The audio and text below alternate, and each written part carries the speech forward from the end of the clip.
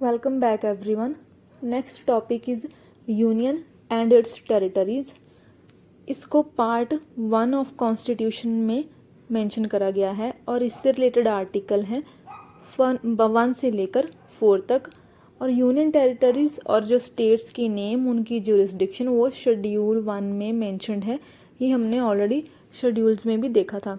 Now जितनी भी articles से रिलेटेड यूनियन टेरिटरीज और उसके आर्टिकल्स हैं उससे रिलेटेड सारी की सारी इन्फॉर्मेशन इस एक पिक्चर में मैंने मेंशन करी हुई है।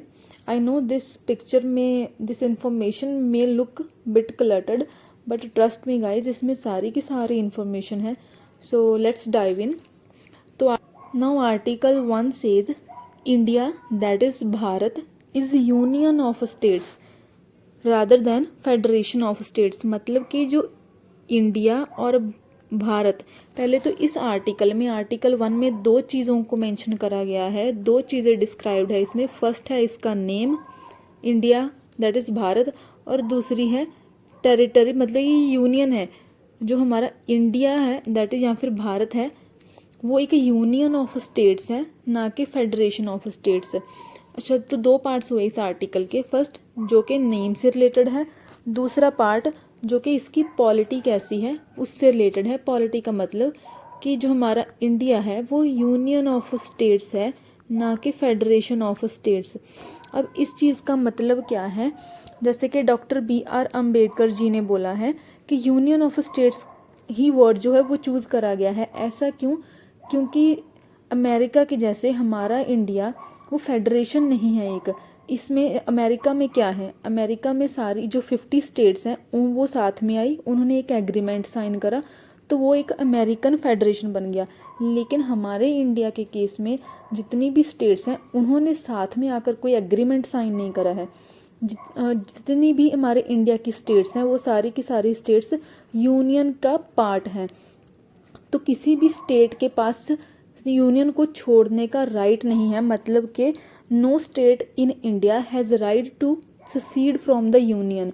तो हमारा जो इंडिया है वो एक इनडिस्ट्रक्टिबल यूनियन है ऑफ डिस्ट्रक्टिबल स्टेट्स। मतलब कि इंडिया में स्टेट्स को तो ख़त्म करा जा सकता है लेकिन यूनियन को ख़त्म नहीं करा जा सकता।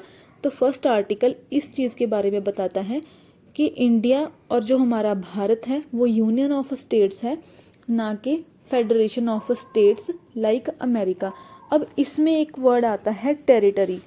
जो आर्टिकल 1 है उसमें टेरिटरी वर्ड मेंशन करा गया है। अब ये जो टेरिटरीज हैं इस आर्टिकल के अकॉर्डिंग 3 टाइप की टेरिटरीज हो सकती हैं। वो कौन सी हैं? फर्स्ट तो जो हमारे इंडिया की ऑलरेडी एग्जिस्ट करती जो स्टेट्स हैं, और जो सेकंड है यूनियन टेरिटरीज की टेरिटरीज। अब ये जो थर्ड इम्पॉर्टेंट है वो है अक्वायर्ड टेरिटरीज। अक्वायर्ड टेरिटरीज का मतलब है कि हमारी जो सेंटर गवर्नमेंट है वो बाय सेशन, ऑक्यूपेशन या कॉन्क्वेस्ट या फिर सब्जुगेशन से किसी और टेरिटरी को भी अक्वायर कर सकती है। तो अच्छा, ये जो चीज़ है ना, अब अच्छा हम चाइना को हमेशा ये बोलते हैं कि चाइना एक एक्सपेंशनिस्ट कंट्री है, मतलब कि वो ज़बरदस्ती से किसी और की टेरिटरी को अपनी टेरिटरी बताती है। लेकिन ये जो आर्टिकल 1 है इसमें इंडिया को भी इनडायरेक्टली, इंडिया की भी इनडायरेक्टली एक्सपेंशनिस्ट टेंडेंसी को बताया गया है। एक्सपेंशनिस्ट टेंडेंसी का मतलब कि देखिए इसमें बोला गया है कि इंडिया ऑक्यूपाई कर सकती है किसी और टेरिटरी को, चाहे वो कॉन्क्वेस्ट से हो चाहे वो सब्जुगेशन से हो। सब्जुगेशन का मतलब कि किसी दूसरी टेरिटरी ने, जैसे कि अगर हम अपने इंडिपेंडेंस से पहले की बात करें, इंडिपेंडेंस के बाद पुडुचेरी जो था वो अभी तक इंडिया का पार्ट नहीं बना था। तो उसने क्या करा था, उसको इंडिया ने कॉन्क्वेस्ट से ऑक्यूपाई करा था। तो पुडुचेरी को ये एक अक्वायर्ड टेरिटरी बनी थी जो हमारा पुडुचेरी है आपका। तो ऐसे ही सेशन मतलब कि इंडिया कोई पार्ट अपना सीड भी कर सकती है, मतलब कि किसी और कंट्री को कुछ पार्ट दे भी सकती है। तो इसी को ही बोलते हैं अक्वायर्ड टेरिटरी का पार्ट। तो ये जो अक्वायर्ड टेरिटरी है ये इंडिया की इनडायरेक्टली एक्सपेंशनिस्ट टेंडेंसी को बताता है। आर्टिकल 2 में 2 पार्ट हैं। पहला पार्ट है स्टेट्स को एडमिट करने से रिलेटेड, मतलब कि जो ऑलरेडी एग्जिस्ट कर रही कोई स्टेट हो उसको इंडिया में ऐड कर लिया। तो पहला पार्ट ये कहता है। दूसरा पार्ट है कि कोई न्यू स्टेट को इस्टेब्लिश करना, मतलब कि वो ऑलरेडी एग्जिस्ट नहीं कर रही थी, उसको उस न्यू स्टेट को इस्टेब्लिश करना। अच्छा, ये जो पार्ट है आर्टिकल 2A, इसको रिपील कर दिया गया है, अभी ख़त्म कर दिया गया है, और ये सिक्किम से रिलेटेड है, तो इसको हम सिक्किम की रीऑर्गेनाइजेशन के टाइम पर ही देखेंगे। तो आर्टिकल 2 क्या बोलता है कि पार्लियामेंट के पास ना कि स्टेट लेजिस्लेचर, ये चीज़ याद रखने वाली है इसमें कि स्टेट लेजिस्लेचर नहीं, यहाँ पर पार्लियामेंट की बात करी है। पार्लियामेंट के पास राइट है कि वो इंडियन यूनियन में न्यू स्टेट को एडमिट भी कर सकती है, उसकी एडिशन भी कर सकती है, और किसी न्यू स्टेट की या एस्टैब्लिशमेंट भी कर सकती है। जैसे कि इसकी एग्जाम्पल दे सकते हैं हम बांग्लादेश। जो प्रेजेंट डे बांग्लादेश है उसको इंडिया की हेल्प से ही इस्टेब्लिश करा गया है। तो ये एक इसकी एग्जाम्पल है कि जो इंडिया है वो न्यू स्टेट्स को इस्टेब्लिश भी कर सकता है, चाहे वो आउटसाइड इंडिया को का ही चाहे वो आउटसाइड इंडिया ही हो, और न्यू जो ऑलरेडी अगर कोई स्टेट एग्जिस्ट करती है उसको इंडिया में ऐड भी कर सकता है। Now next is article 3। अच्छा, जो आर्टिकल 2 था वो न्यू स्टेट्स की इस्टेब्लिशमेंट से रिलेटेड था, मतलब कि नई ही स्टेट बनानी है। लेकिन जो आर्टिकल 3 है वो ऑलरेडी जो एग्जिस्ट कर रही हैं स्टेट, उनकी एडजस्टमेंट से रिलेटेड है, मतलब ये इंटरनल एडजस्टमेंट से रिलेटेड है। ये इंडिया की इंटरनल एडजस्टमेंट से रिलेटेड है। जो इंडिया में ऑलरेडी एग्जिस्ट कर रही हैं स्टेट्स, उनको उनका रीऑर्गेनाइजेशन करना या फिर उनको रीएडजस्ट करना, ये आर्टिकल उससे रिलेटेड है। तो इसके लिए मैंने एक निमोनिक बनाया है, फिदा। अगर आपके पास अभी लक्ष्मीकांत है तो आप लक्ष्मीकांत से आर्टिकल को एज इट इज़ रीड कर सकते हो, क्योंकि मैं इस निमोनिक से ही इसके जो क्लॉजेस है वो बताने वाली हूँ। इस आर्टिकल 3 में ये बोला गया है कि पार्लियामेंट के पास, no in this case also parliament के पास ही राइट है, ना कि स्टेट लेजिस्लेचर के पास। पार्लियामेंट के पास राइट है कि फर्स्ट लेटर क्या है, फिदा। तो इसकी फर्स्ट फिदा की का फर्स्ट लेटर क्या है, एफ। तो इससे क्या है कि वो न्यू स्टेट्स को फॉर्म कर सकता है। पार्लियामेंट के पास राइट है कि वो न्यू स्टेट्स को फॉर्म कर सकता है। अब ये न्यू स्टेट जो है वो इंडिया के ही अंदर की न्यू स्टेट्स हैं। अब वो बनाएगा कैसे, या तो किसी दो स्टेट्स को कंबाइन करके एक न्यू स्टेट बन गई, या फिर जो ऑलरेडी एग्जिस्ट कर रही एक स्टेट है उससे कुछ पार्ट तोड़कर उसको एक अलग स्टेट बना दिया, दो स्टेट्स बन जाएंगी, या फिर एक यूनियन टेरिटरी और एक स्टेट को कंबाइन करके एक और स्टेट बन गई। मतलब यहाँ पर जो हो रही है वो न्यू स्टेट्स तो बन रही हैं लेकिन वो इंडिया के अंदर ही बन रही हैं, वो इंटरनल एडजस्टमेंट ही हो रही है।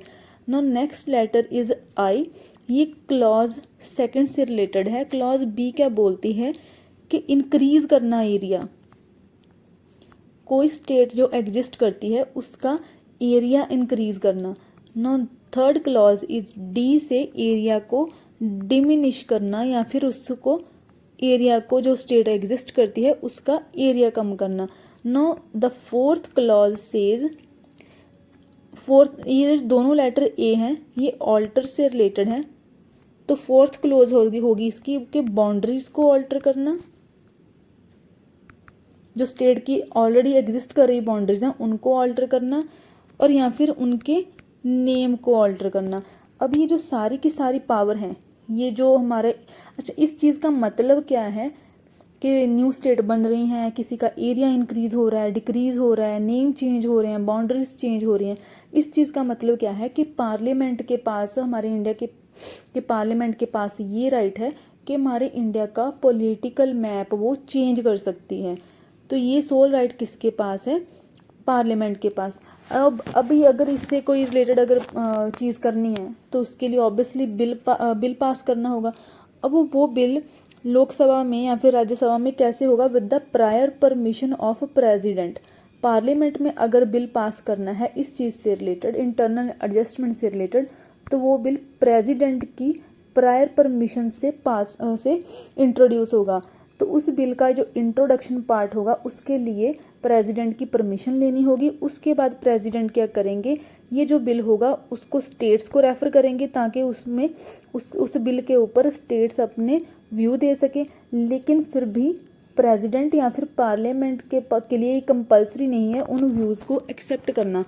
इसका मतलब क्या हुआ कि जो पार्लियामेंट है हमारा, पार्लियामेंट पॉलिटिकल मैप को चेंज कर सकता है, लेकिन उसमें स्टेट्स का कंसेंट जो है वो नेसेसरी नहीं है, स्टेट्स का कंसेंट कंपल्सरी नहीं है। इससे भी हमें पता चलता है कि हमारा जो इंडिया है वो, that is the union of India, is indestructible union है ऑफ डिस्ट्रक्टिबल स्टेट्स।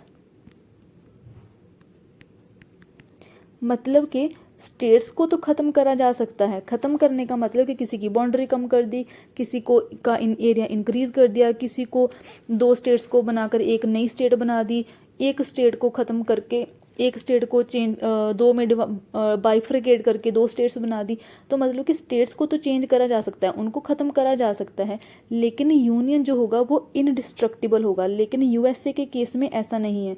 अगर यूएसए के केस में किसी का नाम चेंज होगा, किसी की बाउंड्री चेंज होगी स्टेट की, तो उसमें जो पूरी की पूरी 50 स्टेट्स हैं उनका कंसेंट नेसेसरी होगा। इंडिया के केस में स्टेट्स का कंसेंट नेसेसरी नहीं है। Now the next article is article 4। Article 4 क्या कहता है कि जो आर्टिकल 2 और जो आर्टिकल 3 है, ये जो आर्टिकल हैं ये आर्टिकल अमेंडमेंट्स नहीं है अंडर आर्टिकल 368। इसका मतलब क्या है, जैसे कि मैंने पहले प्रियम्बल में क्या बताया था कि प्रियम्बल को अगर चेंज करना है, उसमें प्रियम्बल को एक बार चेंज करा गया है, अगर उसको चेंज करना है तो जो अमेंडमेंट होगी वो कॉन्स्टिट्यूशनल अमेंडमेंट होगी। और अगर कोई अमेंडमेंट कॉन्स्टिट्यूशनल अमेंडमेंट है तो वो अंडर आर्टिकल 368 ही होगी।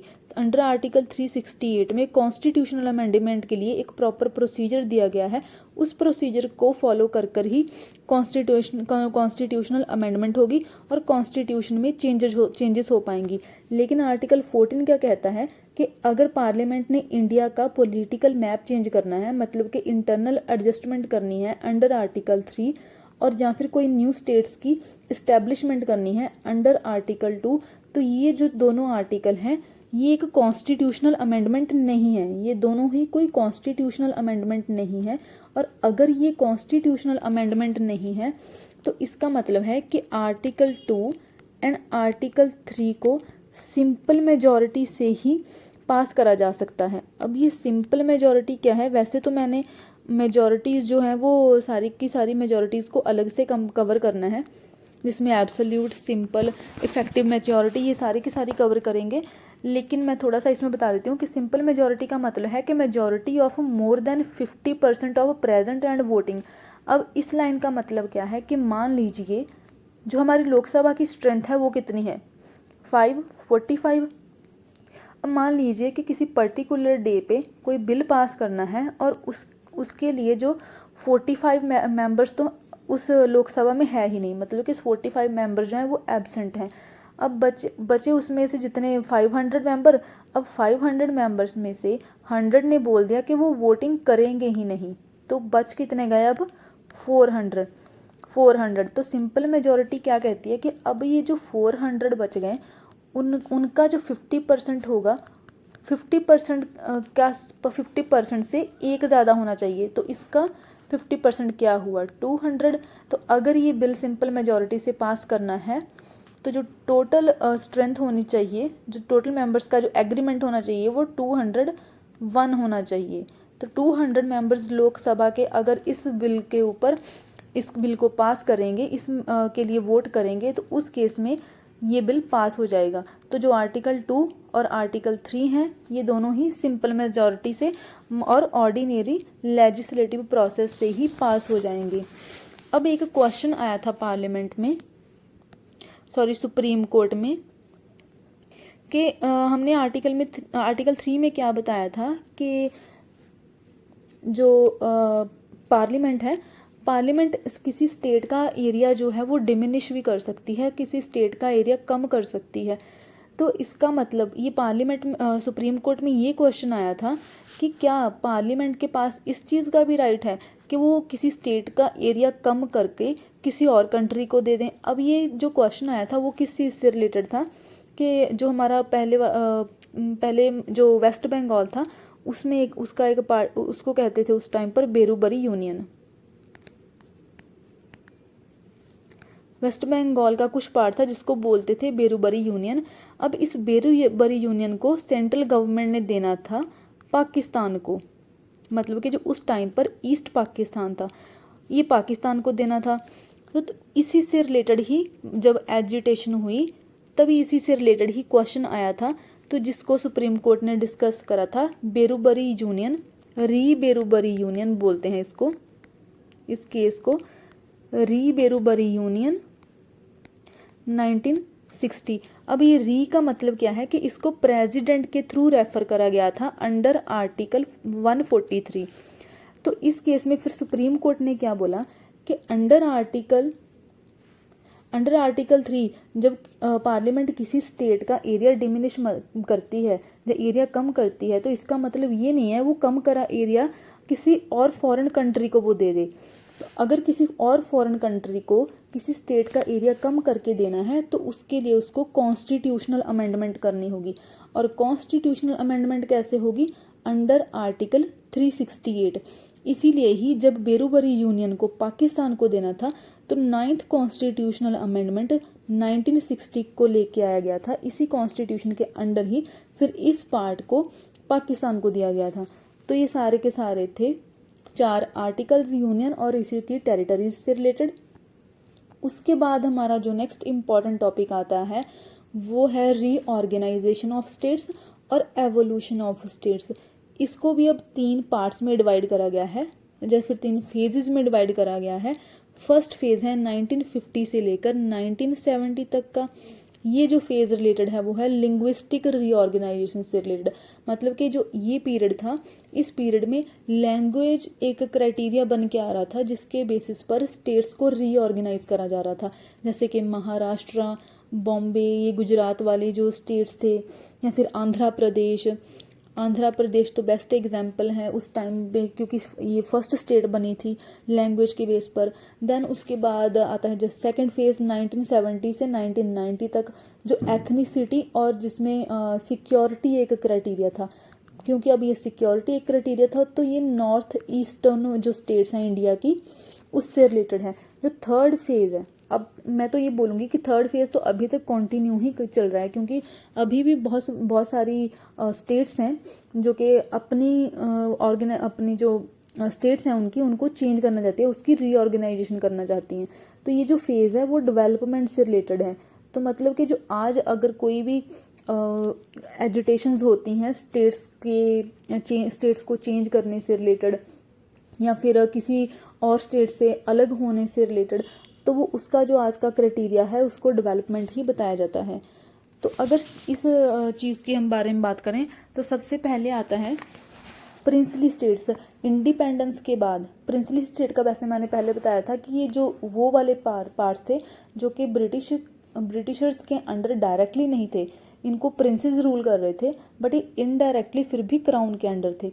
तो प्रिंसली स्टेट्स इंडिपेंडेंस के बाद इनको 3 चॉइसेस दी गई थी इंडियन इंडिपेंडेंस एक्ट 1947 के अंडर कि या तो आप इंडिया को डिवाइड कर लो क्योंकि पार्टीशन हो चुकी थी, तो या तो आप पाकिस्तान को ज्वाइन कर लो या फिर आप खुद इंडिपेंडेंट रह लो। तो टोटल उस टाइम पर 552 प्रिंसिपल स्टेट्स थी, 552 थी।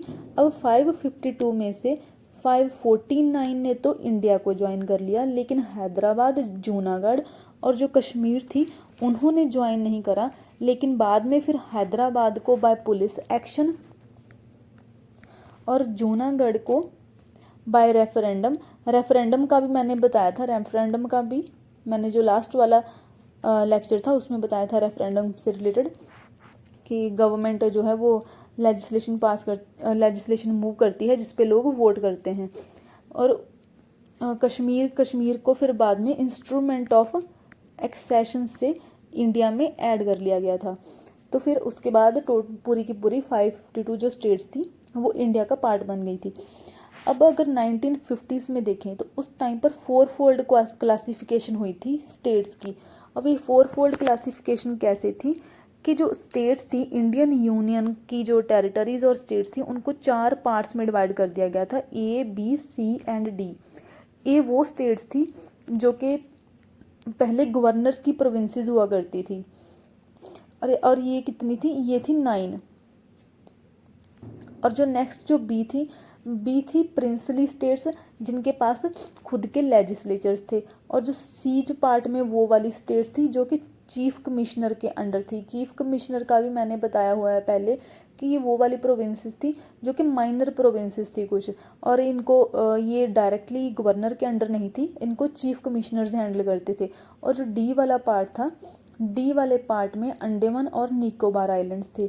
अब इसके बाद स्टेट की रीऑर्गेनाइजेशन के लिए सबसे इम्पॉर्टेंट जो आता है वो है ये धार कमीशन, ये JVP committee and Fazal Ali commission. कि मैंने बताया जो 1970 तक का टाइम था, इस फेज़ में लिंग्विस्टिक रीऑर्गेनाइजेशन क्राइटेरिया बन रही थी। लिंग्विस्टिक क्राइटेरिया था स्टेट्स की रीऑर्गेनाइजेशन के लिए, मतलब कि लैंग्वेज की प्रोमिनेंस थी इस टाइम पर। तो सदर्न इंडिया से डिमांड आ रही थी कि जो स्टेट्स बननी चाहिए वो लैंग्वेज के बेस पर बननी चाहिए, इनकी रीऑर्गेनाइजेशन लैंग्वेज के बेस पर बननी चाहिए। तो इसकी फिजिबिलिटी चेक करने के लिए कि ऐसा पॉसिबल है या नहीं, जून 1948 में गवर्नमेंट ऑफ इंडिया ने कमीशन अपॉइंट करा, linguistic provinces commission under S के धार।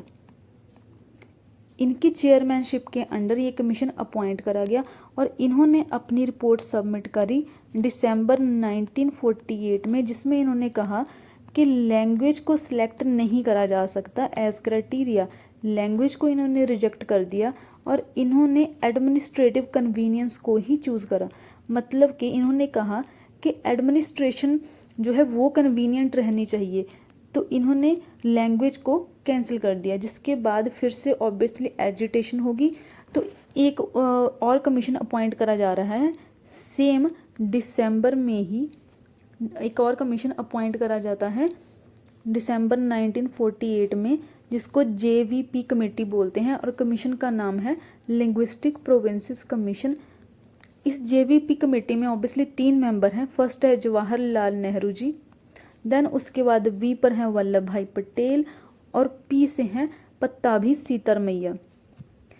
इन्होंने जो अपनी रिपोर्ट सबमिट करी थी वो अप्रैल 1949 में सबमिट करी थी, और इन्होंने भी लैंग्वेज को रिजेक्ट कर दिया था as criteria for the reorganisation of state. लेकिन उसके बाद क्या होता है कि अक्टूबर स्टिल ऐसा रिजेक्ट करने के बाद भी अक्टूबर 1953 में आंध्र प्रदेश हमारे इंडिया की सबसे पहली लिंग्विस्टिक स्टेट बनती है जो कि लैंग्वेज के क्राइटेरिया पर बनती है। ऐसा क्यों होता है? क्योंकि लोग ऑब्वियसली एजिटेशन कर रहे थे और उसमें एक बहुत ही पॉपुलर कांग्रेस पर्सनैलिटी पोती सीतारमल्लू की डेथ हो जाती है। अब ये जो क्वेश्चन है ये बहुत बार प्रीलिम्स में पूछा गया है कि किस पर्सनैलिटी की हंगर स्ट्राइक से डेथ होती है, तो वो है पोती सीतारमल्लू, जिनकी 56 डेज़ की हंगर स्ट्राइक से इनकी डेथ हो जाती है। जिसके बाद फिर आंध्र प्रदेश सबसे पहली स्टेट बनती है जो कि लैंग्वेज के ऊपर बनती है। अब लेकिन कुछ इम्पॉर्टेंट फैक्ट्स है प्रीलिम्स के लिए कि ये जो स्टेट आंध्र प्रदेश बनी थी ये तो बनी थी इंडिपेंडेंस के बाद। ऐसी कौन सी स्टेट थी जो लैंग्वेज के ऊपर बनी थी लेकिन इंडिपेंडेंस से पहले? तो वो थी ओडिशा। ओडिशा ऐसी स्टेट थी उस टाइम पर जो इंडिपेंडेंस से पहले लैंग्वेज के ऊपर बनी हुई थी। आंध्र प्रदेश लैंग्वेज के बेसिस पर स्टेट बनी थी फजल अली कमीशन से पहले। फजल अली कमीशन के बाद जो स्टेट लैंग्वेज के बेस पर बनी थी सबसे पहले वो थी गुजरात एंड महाराष्ट्र। तो ये कुछ पॉइंट्स हैं, मतलब कि इंडिपेंडेंस से पहले जो लैंग्वेज के बेस पर स्टेट थी वो थी ओडिशा, फिर इंडिपेंडेंस के बाद और फजल अली कमीशन से पहले जो बनी थी वो थी अक्टूबर 1953 में आंध्र प्रदेश, और उसके बाद फजल अली कमीशन के अंडर जो सबसे पहली स्टेट बनी थी वो थी Gujarat and Maharashtra on the basis of language, जिनको सेपरेट करा गया था बॉम्बे से। तो नेक्स्ट हमारा आता है फजल अली कमीशन। अब आंध्र प्रदेश तो बन गई, लेकिन आंध्र प्रदेश बनने के बाद ऑब्वियसली बाकी जो स्टेट्स थी वो भी डिमांड कर रही थी कि लैंग्वेज क्राइटेरिया ही चूज़ करा जाना चाहिए। जिसके बाद फिर गवर्नमेंट ने फिर से अपॉइंट करा एक कमीशन दिसंबर 1953 में। 3 मेंबर कमीशन था जिसको फजल अली कमीशन बोलते हैं या फिर स्टेट्स रीऑर्गेनाइजेशन कमीशन बोलते हैं। ये फजल अली की चेयरमैनशिप के अंडर था। 2 इसके और ज़्यादा और मेंबर थे, वो थे KM Panicker and HN Kunzru. अब ये जो तीनों के तीनों मेंबर्स हैं इनके नाम बहुत ज़्यादा इम्पोर्टेंट हैं। इन्होंने भी लैंग्वेज को एज सच तो इन्होंने कैंसिल कर दिया। इन्होंने इस कॉन्सेप्ट को कैंसिल कर दिया कि 1 लैंग्वेज 1 स्टेट नहीं हो सकती। मतलब कि ऐसा नहीं हो सकता कि एक स्टेट में सिर्फ एक लैंग्वेज बोलने वाले लोग हों। ऐसा पॉसिबल या फिर ऐसा फिजिबल नहीं हो सकता। लेकिन ओवरऑल ब्रॉडली इन्होंने लैंग्वेज को एक्सेप्ट कर लिया। लेकिन एक्सेप्ट करने के बाद भी इन्होंने कुछ कंडीशंस रखी, कुछ फैक्टर्स बताए जिनको कंसिडरेशन में रखना होगा। These 4 factors must be taken into consideration while reorganising the states on the basis of language. मतलब कि अगर लैंग्वेज के बेस पर किसी स्टेट को सेपरेट भी करना है, बनाना भी है, तो उसके लिए भी ये पहले 4 फैक्टर्स ज़रूरी हैं। सबसे पहला क्या है कि हमारी कंट्री की, इंडिया की यूनिटी और सिक्योरिटी जो है वो हार्म नहीं होनी चाहिए, उसको प्रिजर्व करना है। देन उसके बाद कि लिंग्विस्टिक एंड कल्चरल होमोजेनिटी होनी चाहिए। इसका मतलब क्या है कि कल्चर वाला फैक्टर भी इसमें एक लिया जा सकता है कि मतलब कि किसी स्टेट के अगर लोगों का या फिर दो स्टेट्स के लोगों का कल्चर सेम है तो कल्चरल होमोजेनिटी को भी देखा जा सकता है। और उसके बाद financial, economic and administrative convenience को भी इन्होंने एक फैक्टर चूज़ करा था। मतलब कि ऑब्वियस सी बात है कि एडमिनिस्ट्रेटिव कन्वीनियंस, किसी भी स्टेट को अगर रन करना है तो एडमिनिस्ट्रेशन और उसकी स्टेट की गवर्नेंस प्रॉपरली रन होनी चाहिए, गवर्नेंस प्रॉपर वे में होनी चाहिए। और उसके लिए फाइनेंशियल और इकोनॉमिक क्राइटेरिया भी एक इसमें कंसिडरेशन था।